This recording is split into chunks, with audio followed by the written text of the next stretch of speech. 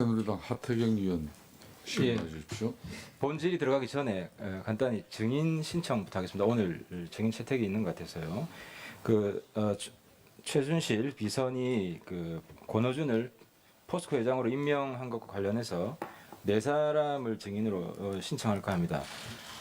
최명주 사장, 당시 포스코 기술투자사장, 김은교 사장, 당시 포스코 경영지원부문장, 이영선 당시 이사회 의장, 그리고 오용호 전 코트라 사장, 이 네 사람을 증인으로 신청을 합니다. 본질이 들어가겠습니다. 먼저 장시호 증인. 원래 불출석 사유서 제출했죠. 네. 거기 보니까 엊그제 네. 쓴 불출석 사유서 보니까 많이 아픈 걸로 되어 있던데 네, 많이 아픕니다. 많이 아팠어요. 네. 5일 날에. 오늘도 주사 맞고 왔습니다. 오전에 주사를 맞고 네. 온 거예요. 통증이 심하다고 그랬는데 어느 부위가 통증이 심했어요? 어깨 통증하고 지금 제가 이렇게 부인과 쪽으로 좀 많이 어깨하고 어디요? 부인과 쪽으로 좀 아픕니다. 예? 산부인과 쪽. 산부인과 네. 쪽으로. 어깨는 뭐 과거에 수술한 적 있어요? 네, 있습니다. 무슨 수술을 했어요? 잘 아실지 모르죠. 흉곽 출구 증후군이라고 6월에 수술했었습니다. 올 6월에 수술했어요? 네. 그러면 원래 오늘 오전에 병원에 가기로 했었던 거예요? 네, 진료 받고 왔습니다. 그러면 동행 명령장 오지 않았으면 오늘 안 나왔겠네요? 불출석 사유 아니, 냈으니까. 오려고 했습니다. 근데 왜 불출석 사유 냈어요, 그럼? 몸이 너무 아팠고 사실 어쨌든 올 마음으로 왔습니다. 그래요. 앞으로 솔직해야 됩니다. 네, 알겠습니다. 불출석 사유서를 이렇게 함부로 내는 게 아니에요. 알겠죠? 그저께 받아간 오늘 증언 똑바로 하세요. 네. 우리 김 실장님, 제가 하나 여쭤보겠습니다. 네. 사실 굉장히 착잡합니다. 그리고 김 실장님 비서실장으로 계실 때 저도 19대 의원 활동을 했고 애국심이 굉장히 투철한 분이라고 저는 생각해 왔습니다. 근데 이제 한 가지 한번 평가를 해보고 싶습니다. 제 마음은 그렇습니다. 김 시장님은 또 공안 쪽으로 활동을 하셨고 대한민국을 지켜오신 분 아닙니까? 근데 그 대한민국이 지금 몰락했습니다. 최순실이라는 사람 때문에. 그러면은 여태까지 대한민국을 지킨 그 애국자들이, 애국 세력들이 어떤 교훈을 얻어야 될 거 아니냐. 그 교훈, 저는 그렇습니다. 김 실장님이 앞으로도 공직을 더 맡을지도 모르겠지만, 이제는 대한민국이 무엇을 반성해야 되고, 무엇을 고쳐야 되는지, 그걸 생생하게 증언을 해야 된다. 그래야 김 시장의 후배들이 그 잘못을 반복하지 않을 수 있다. 근데 오늘 김 시장님 모습을 보면 나라를 생각하는 마음이 있는지 저는 의심스럽습니다. 뭔지 모르겠지만 다 무덤까지 가져가려는 그런 분 같아요.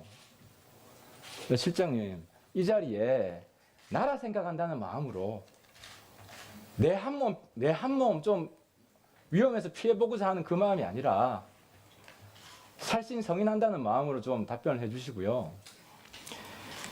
질문을 드리겠습니다. 김상률 수석 아시잖아요. 네. 오늘 들으셨죠? 네. 차은택 증인한테 최순실 통해서 네. 수석이 된 것. 당시 기억하시는지 모르겠는데 제가 김상률 수석 비판했잖아요. 임명될 때. 네. 통진당 가야 될 사람이 왜 청와대 가냐.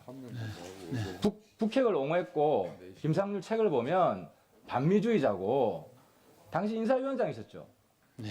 저뿐만 아니라 김종은, 이노근 의원이 같이 항의를 했어요. 네. 청와대에서 연락이 왔어요. 좀 봐주라. 그래서 제가 그랬어요. 입장이 바뀌었으면 공식적으로 발표를 해라. 왜 바뀌었는지. 박근혜 정부 국정 철학에 안 맞는 사람 아니냐. 그때 이 인사가 잘못됐다는 것에 대해서 대통령한테 문제제기 하셨습니까? 대통령으로부터 그 사람을 수석으로 하라는 말씀을 듣고 제가 면담도 하고 그 다음에 이제 공직기강에서 검증을 했습니다. 예, 검증을 해서 그런 몇 가지 문제가 있어서 또 보고도 되고 했는데 그것이 관철되지 않고 결국 임명이 되었습니다. 그럼 대통령한테 이 사람 안 된다는 말씀 안 하셨네요. 있는 인사권자에게 있는 사항을 검증한 결과를 저는 실장님 보고합니다. 저는 세대가 달라서 그런지 참 답답한 게요. 실장님한테 대통령은 어떤 존재예요? 저는 대통령이 잘못하면 비판할 수 있어야 된다고 봐요. 근데 지금 실장님은 하명이라고 그러셨어요. 대통령이 곧 국가입니까? 그렇지 않습니다. 저도 나름대로는 의견을 말씀을 드리고 개진을 합니다만은 최종적 결정은 항상 인사권자가 하시기 때문에 그렇게 됐습니다. 당시 제가 볼 때 이게 간단한 문제가 아니었어요. 저도 웬만하면 그냥 넘어갔는데 집권 여당이니까 통진당 해산 심사 중이었어요.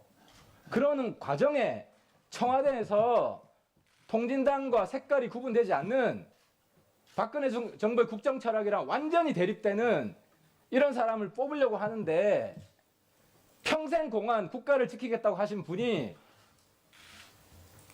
이런 것도 못 막았지 않습니까? 그건 죄송합니다만은 그 당시에 검정팀에서 또 본인을 불러다가 여러 가지 과거의 그 논문을 가지고 말하는 신문도 하고 확인도 하고 그랬습니다. 그럼 왜 공개적으로 발표를 못 해요? 제가 알아보니까 민정팀에서 제대로 검증했으면 이런 사람 뽑았겠냐 그러더라고요. 그래서 더 화가 났었어요 당시에. 죄송합니다. 실장님, 대통령도 나라의 일부분입니다. 네, 그렇습니다. 네. 나라가 먼저고 대통령이 있는 겁니다. 네. 장시호 증인, 그 할아버지 이름이 뭡니까? 성함이 뭡니까? 최태자 민자입니다. 그죠? 할아버지 돌아가실 때 본인이 15살, 16살쯤이었죠? 아마 그런 것 같습니다. 할아버지한테 그 네. 박근혜 대통령 이야기 들어본 적 있어요? 아니, 없습니다. 전혀 없어요. 네, 어머니 이름이 최순득 씨 맞죠? 네 맞습니다. 어머니한테 박근혜 대통령 이야기 들어본 적 있어요? 없습니다.